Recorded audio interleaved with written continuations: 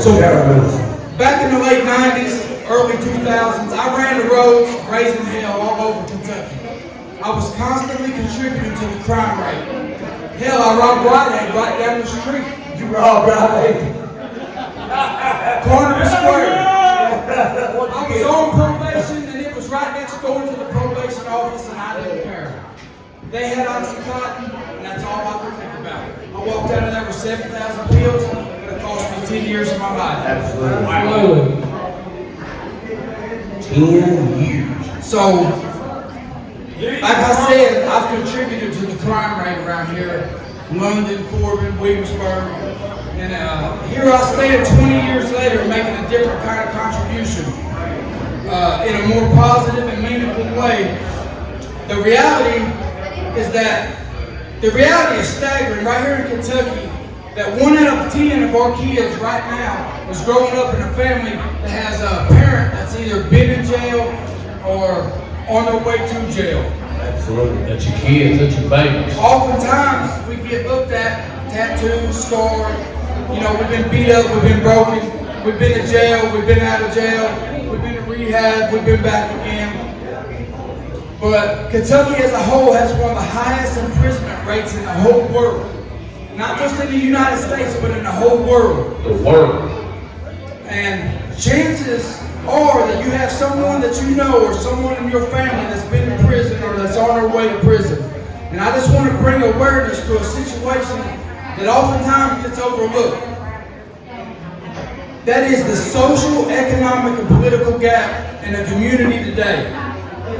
Listen, just because you grew up poor, or you grew up in East Farstead, or you grew up in Pittsburgh, or you grew up in one of these Manchester, Clay County, and you didn't have a lot of money and you didn't get to buy the fancy clothes or hang out with the coolest kids, you might not have had the most secure feelings about yourself, and maybe you made some mistakes along the way.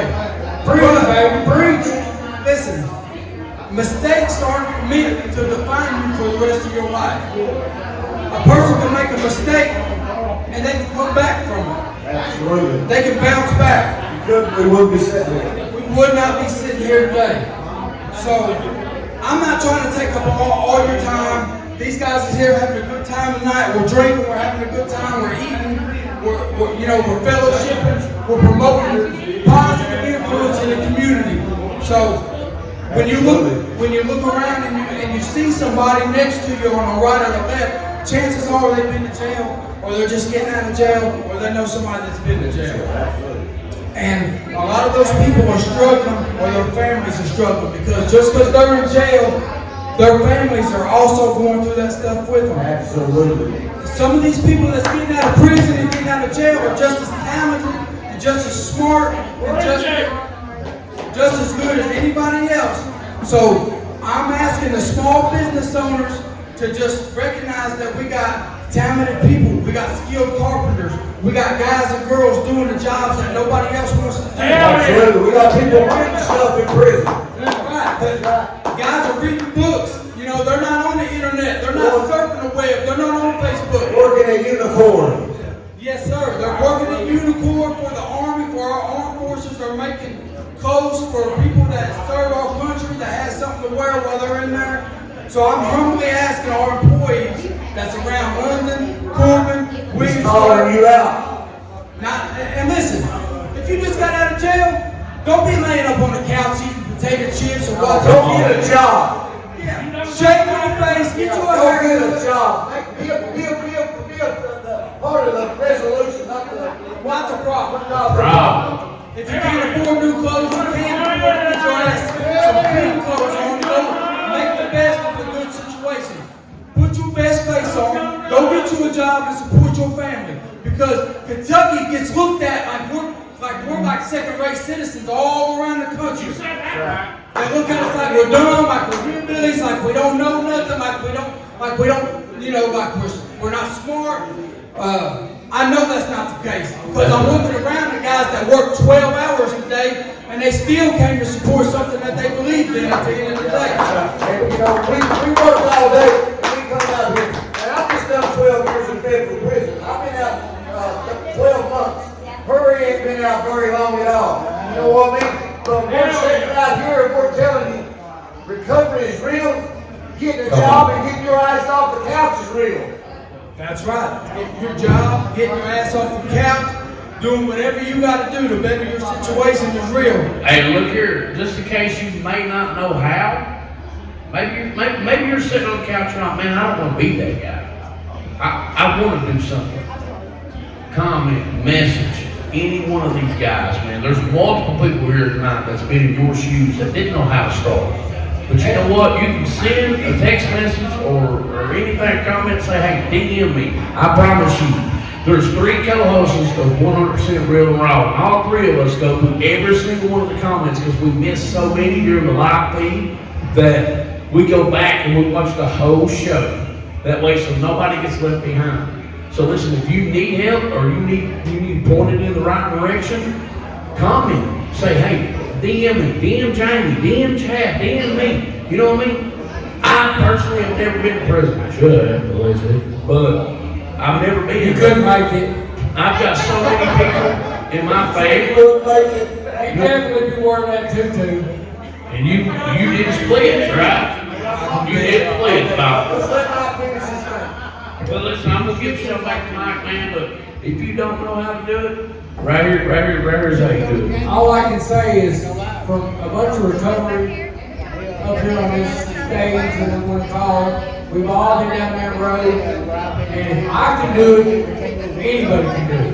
You just need to find a hero. I'm already mad. Right, already mad? I don't know, he don't look like a hero.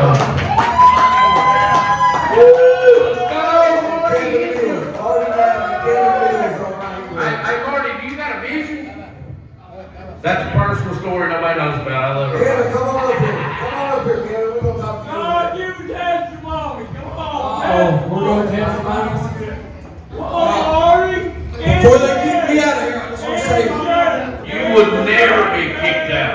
You would never be kicked out. Hey, before you go, Mike, I know you're trying to close out, and I know you got stuff to Like 100% here, I'll go. but I'm glad to be here. I want you to come on one of our live shows in the future. I'd be honored to. Because I think you got a good message, you got a good platform, and I've known you for a long time, and I respect where you're at, because I've been there, and you know that.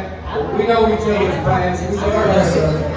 And I would love to have you come on in the future, and if you ever want anybody to come to you, we're more than happy to come and help you out too. Yes. Absolutely. We're here for you, man. I'd love to have you guys over at the house. I cook, my wife, any guest I have to call. She said, no. I volunteer for a lot of stuff. She finds ways to get done, and I appreciate her for that. Hey, listen, I want to say something. I have been on the Point of Impact podcast, Yeah, we see. which you guys ain't have, but I have. And I have eaten this Christmas cookie tonight. And let me tell you this. I am 6'5" and 375 pounds, and she's made more food than 5 of me could eat. And she is one of the top 3 best cooks I've ever lived. We're going to make sure you take care of it. If you come to the house, we're going to take care of you. You're going to be happy, and you're going to Before they keep me out of here, let me just say one more thing. This goes out to everybody in London, Brooklyn, Williamsburg. It's not just for the guys that sit around on the couch and potato chips and looking for a job. They got their old lady breathing down their neck and the bills are piling up. This is for the employers out here, the business owners, the people that are out here that can actually make those decisions and make something different. I just want you to know, when you're looking at a resume and you see a past mistake, don't look at it as something that defines that person forever, but look at it as a lesson learned, somebody that's ready to consider. Look at their resilience and their bounce back. Look at their willingness to come up and try to do something different. And one more step for you before I leave.